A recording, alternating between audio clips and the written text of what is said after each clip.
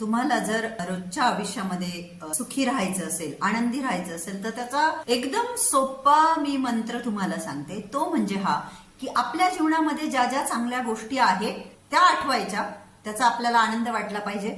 मग ते आपले आई वडील असतील, आपले भाऊ बहिणी असतील, आपले फ्रेंड्स असू शकतात, आपला लाईफ पार्टनर असू शकतो, किंवा आपण जन्माला घातलेले मुलं सुद्धा असू शकतात.